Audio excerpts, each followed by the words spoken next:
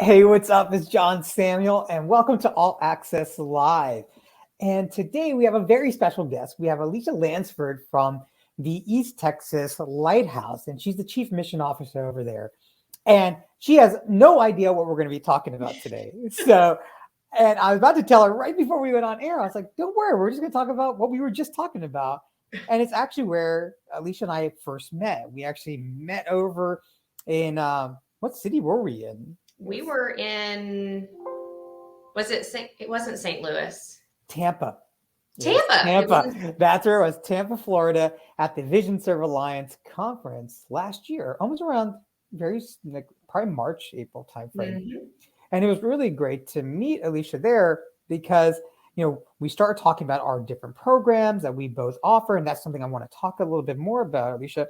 But, my first impression of you was somebody who, it first came across when I heard your title, Chief Mission Officer. At that moment, I knew you were people-centric. Right. And then I actually looked at your LinkedIn profile and I looked at some of your recommendations. And that was a common theme that I saw, was that you are person-centric, you are mission-driven. And so I think the title of Chief Mission Officer is so cool. And so maybe that's where we're going to start off first. Like, what is the Chief Mission Officer role? Because you don't see that. Well, you don't see it because I created it. So when I originally joined the Lighthouse, I was the director of our client services division, which is traditionally known as rehab services. And a couple of years into that, we had an HR director who was retiring. And while I had never been in HR before, she and I really connected on the people side, just general ethics, how, the relationships that I had with people here at the company. I would also probably assume, my level of both internal facing and external facing customer service. And so she said, why don't you take my position? Which was fun and terrifying all at the same time. But again, my background in criminal justice, the whole legal aspect of HR wasn't intimidating to me. I had a great team to come into. And so I was in that role for about 3 years. And then client services was still reporting to me. But we realized that with me being out of the picture at this facility and really with this team, that we lost a little bit of steam and momentum. And there were some other changes going on kind of the quote unquote corporate side of what we do, the manufacturing side. And so I had the opportunity to come back to client services.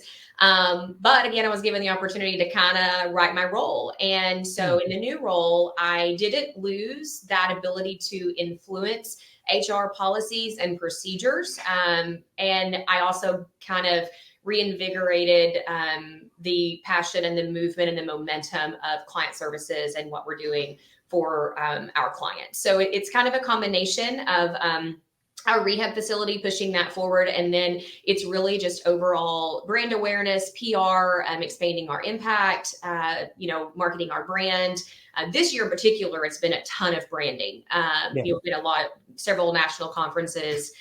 So I assume it may change over the years, depending on what our focus is, but it is people, it's people, brand, relationships, PR, just all things to move it forward, make it bigger and better, really. Yeah. Yep. But can you talk about some of the conferences where you're going to be and what you're talking about? Yeah. So we started the push actually last year. So we have been, over the last 5 years, we've been expanding our training to be able to do virtual training for people who are blind all across the nation.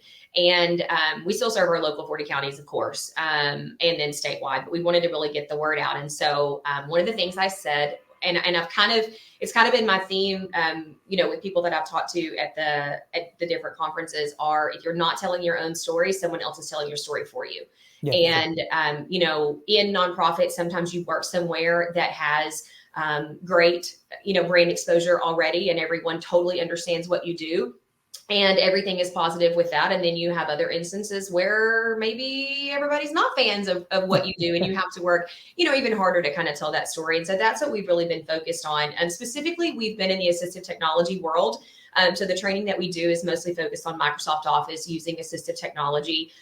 We picked Microsoft Office simply because it's one of the most widely used business software systems in the world. And when you move up into management, you're going to have to do reports and business cases. And so we really saw it as almost a an entry level. One of the areas that we could apply, or people taking our courses could apply in a very broad setting, both entry level positions as well as they move up with upward mobility, which is a big focus of ours. So we have been, we were just at ATIA in. What's ATIA? So that's the Assistive Technology Industry Association. So ATIA and CSUN, CSUN is the other very large assistive technology conference. I would say they're the two largest national assistive technology conferences in the nation. And we spoke at ATIA. So we attended for the first time, we exhibited for the first time, and we spoke for the first time. How was that experience? Yeah, it was fun. So we met a lot of really cool people. The question I get, and it really doesn't matter whether I'm in Dallas, which is about an hour and a half from where we are, or it doesn't matter if I'm in Florida. The common question I get is, why are you here? Which is funny to me, because I just look at them because they're other companies, and I'm like, why are you here? Yeah, for the same reason you're here, right? Exposure. And again, going back to that, if we're not telling our own story, somebody else is telling it their way, right? Yeah, for sure. And so it was great.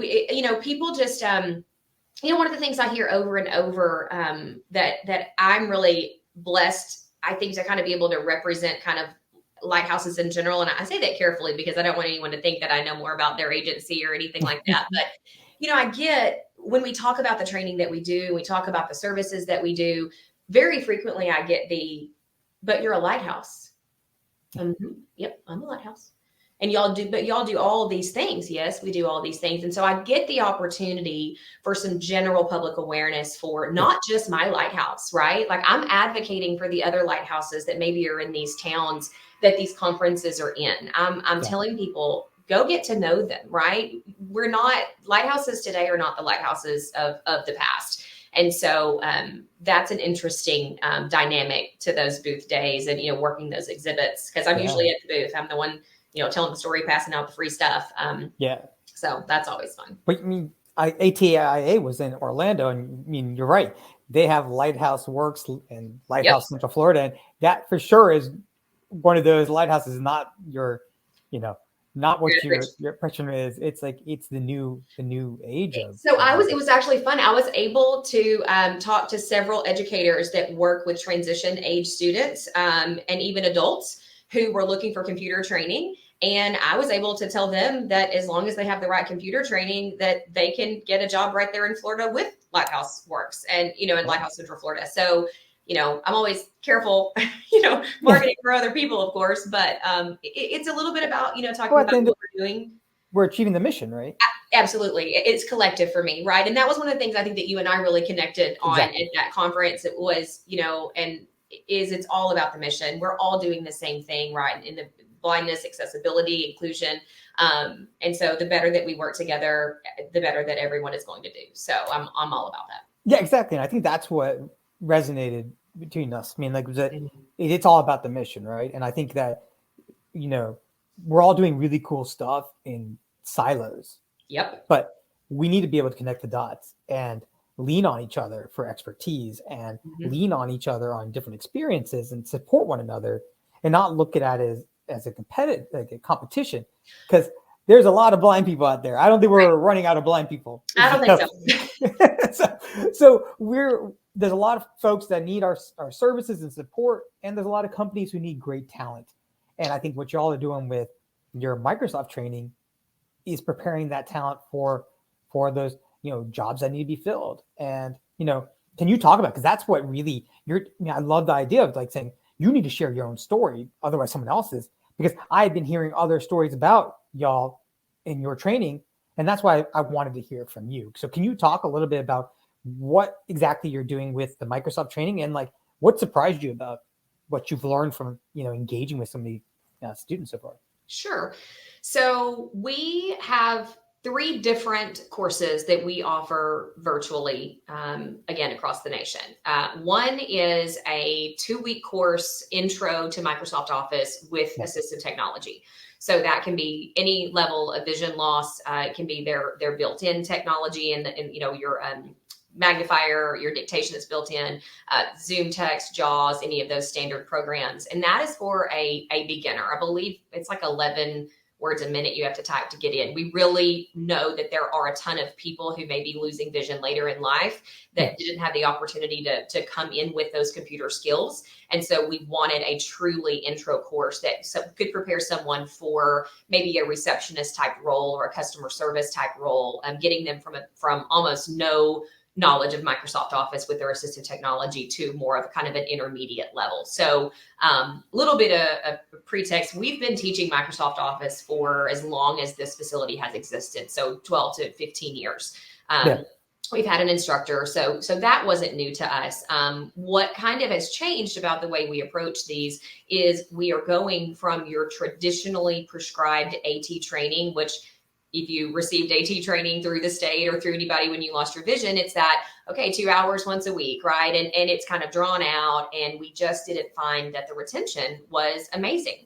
It's hard for people to find time in their own life. They're living life just like anyone else to sit at their computer and practice typing or practice their commands.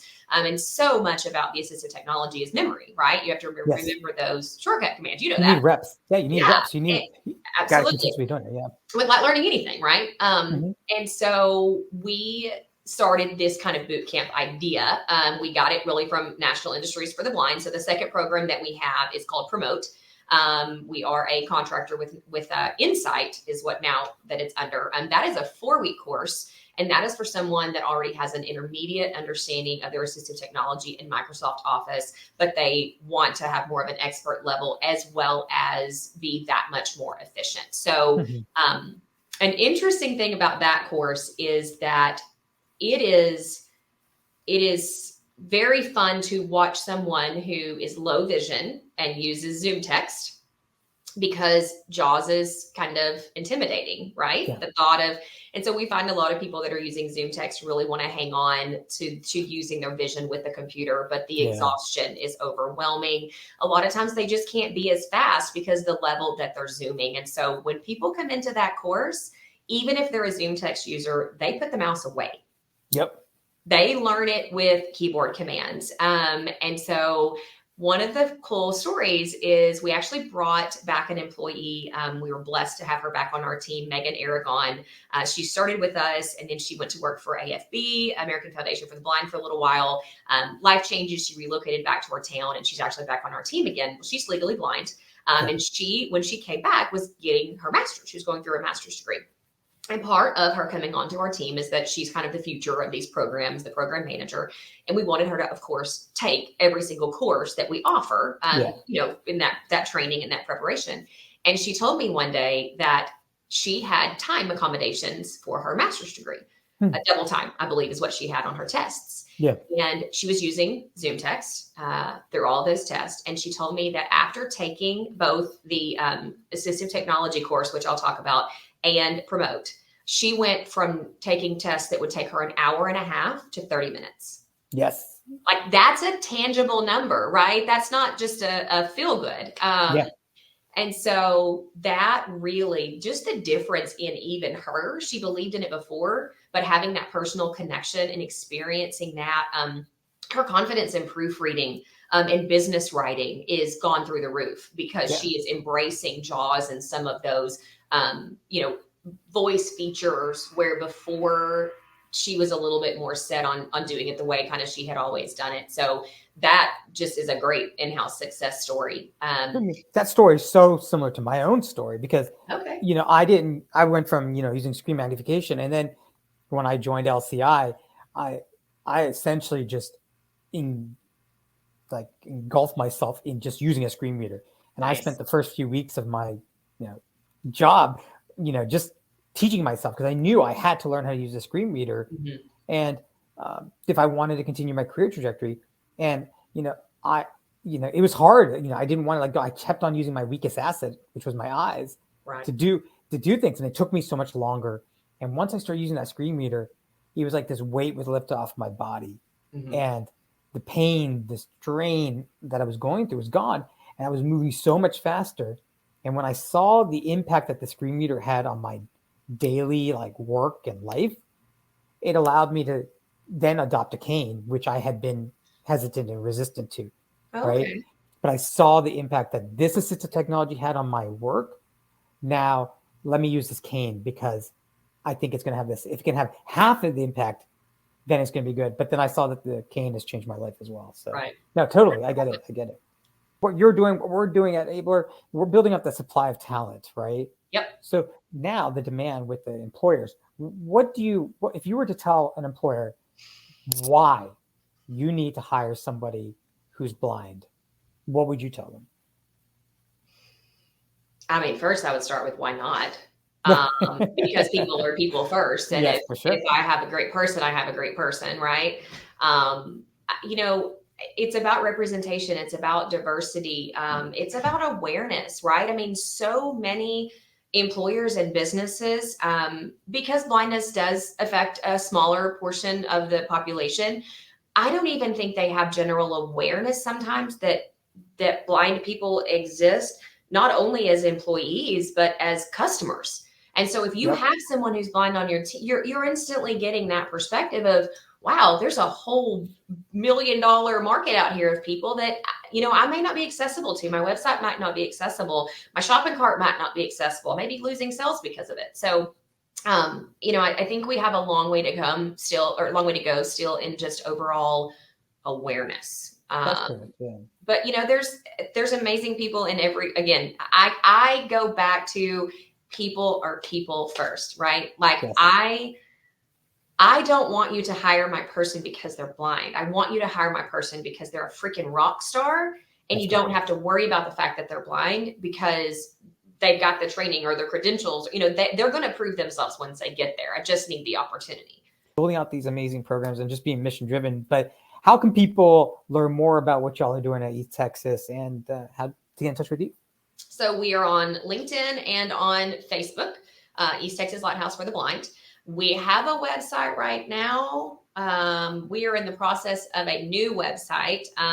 Our current website is Tyler Lighthouse, Tyler. So that is just the town that we're located in. We are working though on a rebrand. So that will redirect to a new URL. We're planning on rolling that out at the beginning of March. Nice. So yeah, I'm super excited. Yeah, I really appreciate and enjoy every conversation I've had with you. And I'm glad you were able to get you on. And Same. So thank you. Yeah, no, thanks for having me. As always, like you said, we connected the first time. Me and Amy talk a ton just about how much we love working with you. You know, to find people that understand that relationships are two-sided and we can all benefit. And there's, you know, we're all a team. We've always gotten that feeling from you guys. So any collaboration opportunities with you or anybody else out there, we're very, very open to collaboration.